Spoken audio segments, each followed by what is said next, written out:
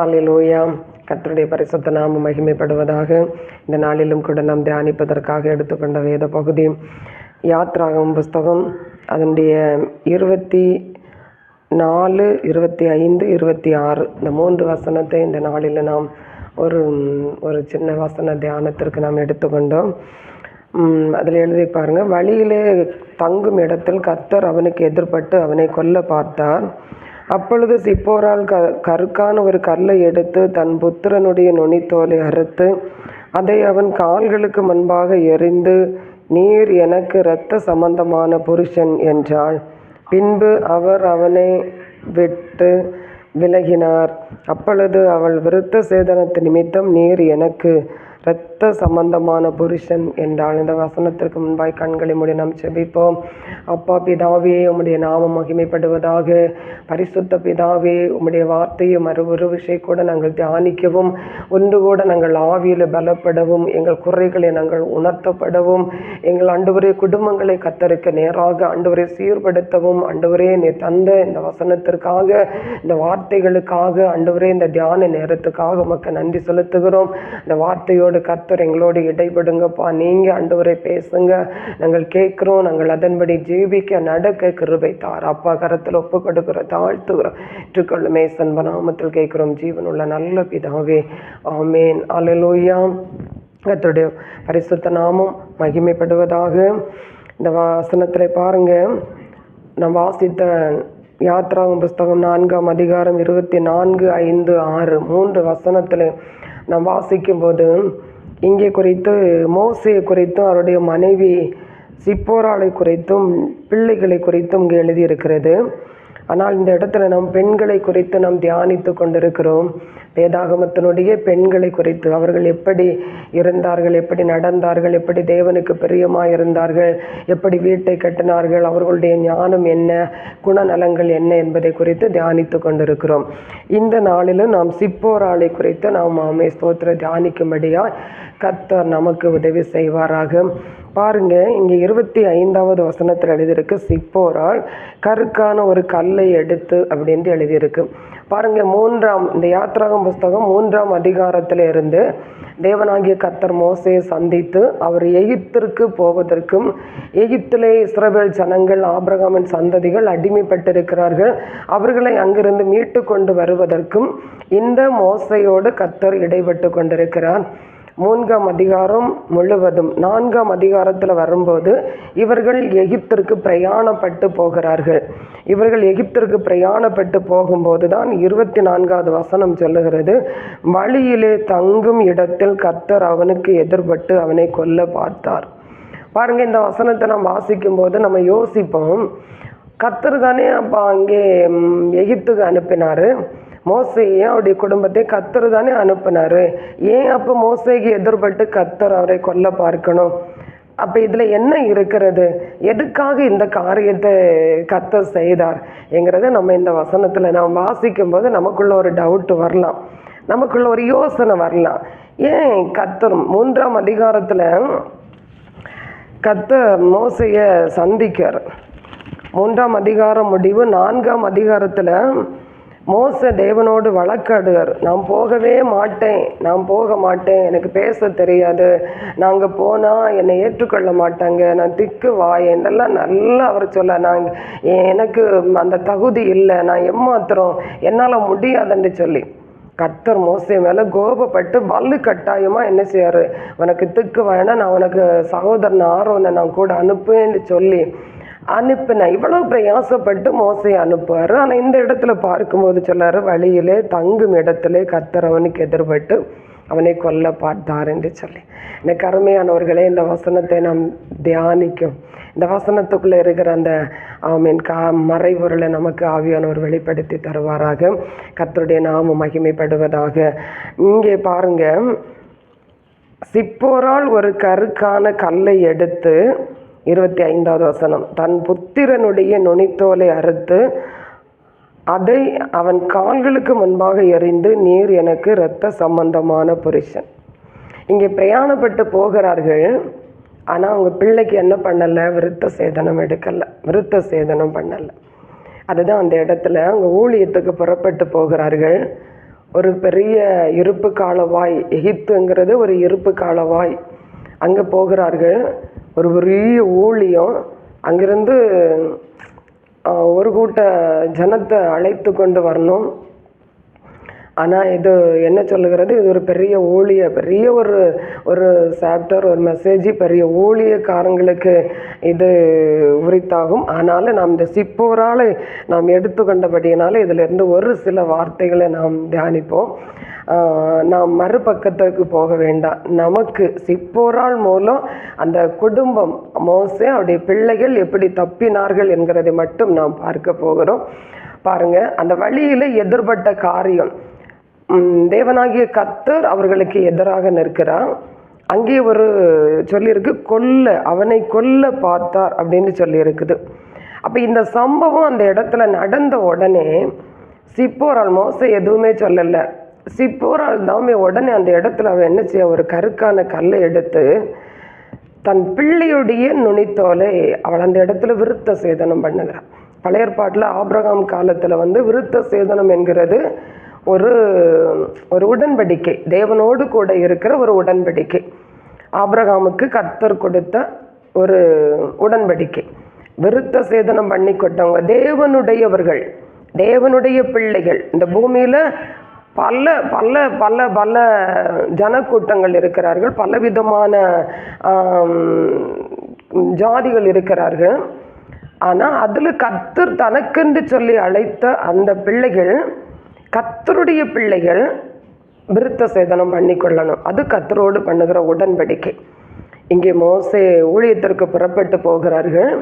ஆனால் அங்கே ஒரு குறை காணப்படுகிறது.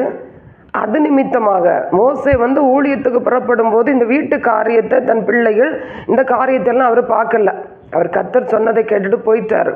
ஆனால் இங்கே கர்த்தர் வழியில் நிற்கார். அந்த காரியத்தை செயல்படுத்திக்கிட்டு நீ என்ன செய், போ என்று சொல்லி. ஆனால் மோசே அதை சொல்லலை.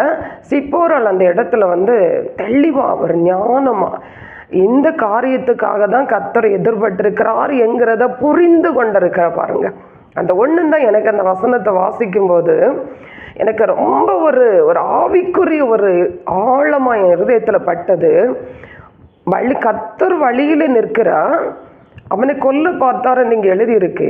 ஆனால் மோசே அந்த இடத்துல சிப்போரால்கிட்ட எதுவுமே சொல்லலை, பிள்ளைகள் எதுவும் பேசலை. கர்த்தர் சிப்போரால்கிட்ட நீ இந்த காரியத்தை செய்யன்னு சொல்லலை.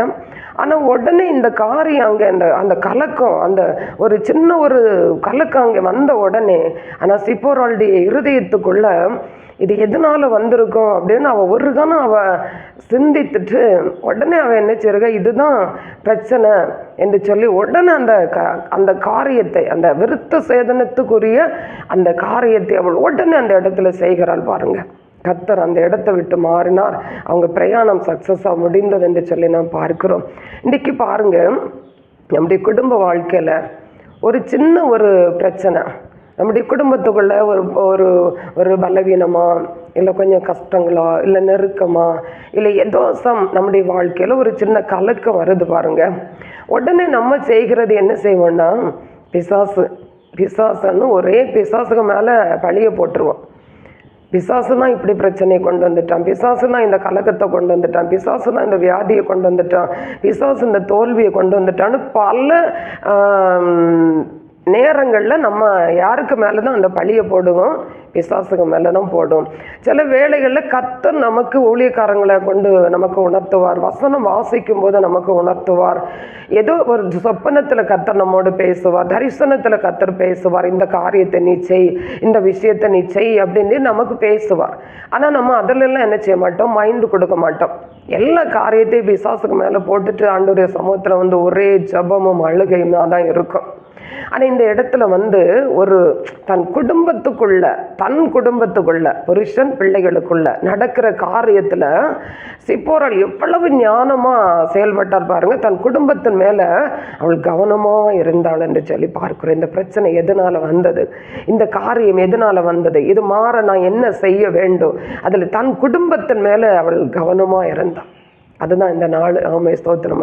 ஆமை இந்த செய்தியுடைய தலைப்பு, தன் குடும்பத்தின் மேலே அவ கவனமாக இருந்தா. ஏன் இந்த பிரச்சனை வந்திருக்கு, ஏன் இந்த கலக்கம் வந்திருக்கு, ஏன் இப்படிப்பட்ட ஒரு சூழ்நிலை? கர்த்தர் தாமே நம்மை போய் சொன்னார். நம்ம என்ன இந்த இடத்துல ஒரு கணம் சிந்தித்து பாருங்க. நிறைய யோசிப்போம். ஆண்டவர் தானே என்னை இந்த வழி பிரயாணம் போக சொன்னார், கர்த்தர் தானே இந்த ஊழியத்துக்கு போக சொன்னார், கர்த்தர் தானே இந்த காரியத்தை செய்யணும்னு சொன்னார், எல்லாமே அவர் தானே சொன்னார். ஏன் அதற்கு பிறகு என் வாழ்க்கையில் இவ்வளவு பிரச்சனை, ஏன் அதற்கு பிறகு இவ்வளவு பெரிய போராட்டம் என்று சொல்லி யோசித்து கொண்டிருக்கிற என்னை கேட்கிற அருமையான சகோதரங்களே, நீங்களும் நானும் இந்த இடத்துல யோசிக்க வேண்டிய இடத்துல இருக்கோம் பாருங்க. ஆண்டவர் தான் அவருக்கு பிரயாணம் இருப்பு கால வாய்க்கு அனுப்புகிறார் எகிப்துக்கு. பார்வோனுக்கு முன்ன போய் நிற்கணும். அங்கே இருக்கிற ஜனங்களை, பார்வோனுக்கு அடிமைக்குள்ளே இருக்கிற ஜனங்களை மீட்கணும். பார்வோன் மட்டும் இல்லைங்க, எகிப்து ஆவி எப்படிப்பட்டதுன்னு நேற்று கர்த்தருக்கு தெரியும். எகிப்தில் எப்படிப்பட்ட ஆவி, எப்படிப்பட்ட வணக்கம், எப்படிப்பட்டதான காரியம் என்று சொல்லி நாம் வேதத்தை வாசிக்கும் போது தெரியும். அப்படிப்பட்டதான ஒரு இடத்துக்குள்ள மோசை குடும்பமாக இங்கிருந்து போகும்போது நாம் எப்படிப்பட்ட ஆயத்தம் உடையவர்களாக இருக்கணும் என்கிறது அந்த இடத்துல நமக்கு தெளிவாக இருக்கிறது. அப்போ கிறிஸ்தவ வாழ்க்கையில் நமக்கு தெளிவான ஒரு ஞானம் நமக்கு முக்கியம். என்ன, எதற்கு நமக்கு ஞானம் வேணும்? என் வீட்டுக்குள்ள ஒரு பிரச்சனை இருக்கு, என் புருஷன் இடத்துல இல்லை ஒரு பலவீனம், இல்லை ஒரு போராட்டங்கள் உள்ளவருக்கு ஒரு கஷ்டம், இல்லை என் பிள்ளைகளுடைய வாழ்க்கையில், இல்லை என்னுடைய வாழ்க்கையில், இல்லை ஏதோ ஒரு இனம் புரியாத ஒரு விதத்தில் ஒரு பிரச்சனை நடக்கிறது என்று சொன்னால் உடனே தேவ சமூகத்தில் போய் நான் என்னப்பா செய்யணும்? உடனே நம்ம பிள்ளைகளை ஆராய்ந்து பார்க்கணும். என் பிள்ளைகள் எந்த விதத்தில் இருக்காங்க, என் பிள்ளைகள் இன்றைக்கு ஆவிக்குரிய தாயாக நாம் யோசிக்க வேண்டியது ஒன்று. நம்ம குடும்பத்துக்குள்ள ஒரு ஆவிக்குரிய தாயாக, முதல்ல உலக பிரகாரத்தில் இல்லை, முதல் ஆவிக்குரிய விதத்தில் நாம் யோசிக்க வேண்டியது, இந்த பிரச்சனை இந்த வீட்டுக்குள்ள வர்றதுக்கு என்ன காரணமா இருக்கும், இந்த காரியம் ஏன் என்ற வாழ்க்கையில் சம்பவிக்கிறது, இது என்ன விதமாக இருக்கும் என்று நம் தேவ சமூகத்தில் நம்ம சாரிக்கும் போது கர்த்தர் நமக்கு தெளிவாக சொல்லி தருவார். பாருங்க, தெளிவாக நமக்கு சொல்லி தருவார். இன்னைக்கு பாருங்க, நாம் புருஷன் ஞானஸ்தானம் எடுத்திருப்போம், நம்ம தாய் வீட்டில் ஞானஸ்தானம் எடுத்திருப்போம். ஆனால் அந்த பிள்ளைகளுக்கு அந்த ஞானஸ்தான சத்தியத்தை குறித்து சொல்லியே கொடுக்க மாட்டோம். பாருங்க, இதுதான் வழி, இதுதான் சத்தியம், இதுதான் ஜீவன், இப்படித்தான் நம்ம கிறிஸ்தவ வாழ்க்கை வாழணும்னு சொல்லி நம்ம சொல்லியே கொடுக்க மாட்டோம். பாருங்க, பிள்ளைகள் அவங்க விருப்பத்துக்கு நம்ம விட்டுருவோம். பிள்ளைகள், நம்முடைய குடும்பத்துக்குள்ள பிள்ளைகள் முக்கியமானவர்கள், புருஷன் முக்கியமானவர்கள், தாய் முக்கியமானவர்கள், எல்லாரும் ஒவ்வொரு விதத்தில் ஒவ்வொரு கடமை செய்கிறதுல முக்கியமானவர்கள். அப்போ அந்த குடும்பத்திற்குள்ள ஒரு தாய் செய்ய வேண்டிய காரியத்தை கரெக்டாக நம்ம செய்வோமானால் அந்த குடும்பத்தில் நிறைய பிரச்சனைகளை நாம் தவிர்க்க முடியும். நிறைய பிரச்சனைகளை இன்னைக்கு பாருங்க, பிள்ளைகளை பெற்றோர் படிப்பதற்கான எல்லா காரியத்தையும் நம்ம செலவு செய்யும், எல்லாவற்றையும் செய்யும். ஆனால் ஆவிக்குரிய விதத்தில் அந்த பிள்ளைகள் வழி நடக்கிறார்களா, அந்த பிள்ளைகள் தேறினவர்களா இருக்கிறார்களா என்பதை பார்க்கிறது இல்லை ஒரு சில பேர். இன்னும் ஒரு சில பேர் என்ன செய்வா பாருங்க, பிள்ளைகளை நன்றாக கிறிஸ்துவுக்குள்ள வளர்த்துவார்கள், ரட்சிப்புக்குள்ள ஞானஸ்தானத்திற்குள்ள நன்றாக வளர்த்துவார்கள். ஆனால் அந்த பிள்ளைகளுடைய திருமணம் என்று சொல்லி ஒன்று வரும்போது அந்த பிள்ளைகளுக்கு ஆண்டவர் ரட்சிக்கப்படாத, ஒரு ஞானஸ்தானம் எடுக்காத ஒரு புருஷனுக்கு திருமணம் பண்ணி கொடுத்து விடுவார்கள். எவ்வளவு பெரிய வேதனை தெரியுமாங்க, எவ்வளவு பெரிய வேதனை நம்ம செய்து கொண்டிருக்கிறோம். எவ்வளவு பெரிய வேதனை. இன்னைக்கு வேதம் என்கிறது என்ன, கர்த்தர் நமக்கு கொடுத்திருக்கிற கட்டளை என்கிறது என்ன, அதுதான் நம்ம கொரிந்தில வாசிக்கிறோம். அந்நிய நுகத்தோடு நாம் பிணைக்கப்படக்கூடாதுங்கிறத தெளிவாக ஏசப்பா நமக்கு சொல்லி தந்துட்டாங்க பாருங்க. அப்போ நம்ம கிறிஸ்தவ வாழ்க்கை என்கிறது எப்படிப்பட்டது, கிறிஸ்தவ வாழ்க்கை எப்படிப்பட்டது, கிறிஸ்தவம் என்றால் என்ன, எதுக்கு நமக்கு ஒரு வேதாகமத்தை நமக்கு கர்த்தர் கையில் தந்திருக்கிறார். நம்ம இந்த உலகத்தோடு கூட கலவாத ஜாதி, நாம் தனித்து இருக்கிறவர்கள், நாம் பரிசுத்தத்துக்கும் அசுத்தத்திற்கும் வித்தியாசம் காண்பிக்க வேண்டும், தீட்டு உள்ளதற்கும் தீட்டு இல்லாததற்கும் வித்தியாசம் காண்பிக்க வேண்டும். இதுதான் கர்த்தர் நமக்கு தெளிவாய் சொல்லி தந்திருக்கிறது. அப்ப நம்முடைய கிறிஸ்தவ குடும்பம் என்கிறது கர்த்தர் நம்முடைய பாளையத்துக்குள்ள உலாவுவாருங்க சகோதரி. கர்த்தர் நம்முடைய பாளையத்துக்குள்ள உலாவுவாரு. அவர் வெறும் கண்ணீரை துடைக்கிறவரும், சாப்பாடை தருகிறவரும், துணியை தருகிறவரும், நமக்கு வீடு வாசல் தருகிறவர் மட்டும் இல்லைங்க. அவர் ஆவிக்குரிய வாழ்க்கையில நம்முடைய பிள்ளைகள், என்னுடைய பிள்ளைகள் எப்படி இருக்கிறார் என்று அவர் அதிகாலையிலேயே நம்ம வீட்டுக்குள்ள உள்ளாவுகிறார் என்று சொல்லி உன்னத பாட்டில் நாம் வாசிக்கிறோம். அதிகாலையிலேயே அவர் நம்முடைய வீட்டுக்குள்ள அவர் உள்ளாவுகிறவர். இன்னும் ஒரு ரட்சிக்கப்பட்ட பிள்ளைகளுக்கு ஒரு பிள்ளைகளுக்கு தூதன் உண்டுங்க. அவர் நம்முடைய காரியங்களை எல்லாம் அவர் ஒவ்வொரு நாளும் கவனித்து கொண்டிருக்கிறார். ஒவ்வொரு நாளும் கவனித்து கொண்டிருக்கிறேன். என்னை கேட்கிற அருமையான சகோதரங்களே, நாம் இந்த உலகத்தில் ஏதோ ஒரு மதத்தை சார்ந்து வாழல்ல. கர்த்தர் நமக்கு ஒரு கட்டளை கொடுத்திருக்கிறார். கர்த்தர் நீ இப்படித்தான் வாழணும், எப்படியும் வாழ்வது கிறிஸ்தவம் அல்ல, நீ இப்படித்தான் வாழணும், பிள்ளைகள் இப்படித்தான் இருக்கணும், குடும்பம் இப்படித்தான் இருக்கணும், புருஷன் இப்படித்தான் இருக்கணும்னு சொல்லி கர்த்தர் நமக்கு சட்ட திட்டங்களை கொடுத்திருக்காருங்க. அந்த சட்ட திட்டத்திலிருந்து நாம் சர்வும் போது நிச்சயமா நம்முடைய குடும்பத்தில் உள்ள கலக்கம் வரும். வேதத்தில் அநேக காரியத்தை இதற்கு ஒப்பனையாக நாம் பார்க்க முடியும். ஆனால் நாம் பெண்கள் பகுதியானதுனால அந்த சிப்போராளிடத்தில் இருந்த அந்த குணத்தை மட்டும் நாம் இன்றைக்கு நாம் தியானித்து கொண்டிருக்கிறோம். அந்த வீட்டிற்குள்ளே அந்த மோசே சிப்போராள் பிள்ளைகளுக்குள்ளே நடந்த அந்த காரியம், அந்த சிப்போராள் எவ்வளவு ஞானமா அந்த இடத்துல செயல்பட்டாலோ அதே விதமா இன்றைக்கு இந்த வசனத்தை நீங்க தியானிங்க. இந்த வசனத்தோட கர்த்தர் நம்மோடு பேசுவாரு. இன்னைக்கு குடும்பத்தை கவனிங்க. குடும்பத்துக்குள்ள பிள்ளைகள் எப்படி இருக்கிறார்கள், ஆவிக்குரிய ஜீவிதத்துல பிள்ளைகள் எப்படி இருக்கிறார்கள், வசனம் வாசிக்கிறதுல, ஜெபிப்பதுல, இன்னும் தேவனுக்கு அடுத்த காரியங்கள், பிள்ளைகள் ஞானஸ்தானம் எடுத்திருக்கிறார்களா, பிதா குமாரன் பரிசுத்த ஆவியின் தேவ சமூகத்தில் மூழ்கி ஞானஸ்தானம் எடுத்திருக்கிறார்களா? இன்னைக்கு வேதத்தில் பாருங்க எத்தனையோ விதமான ஸ்தோத்திரம் ஞானஸ்தானத்தை மக்கள் அவர்களாகவே யூகித்த காரியங்களை சொல்லிக் கொள்ளுகிறார்கள். ஆனால் வேதம் இயேசு கிறிஸ்து மார்க்கு 16 அதிகாரத்தில் நமக்கு அவர் ஸ்தோத்திரிக்கிற இடம் கொடுக்கல.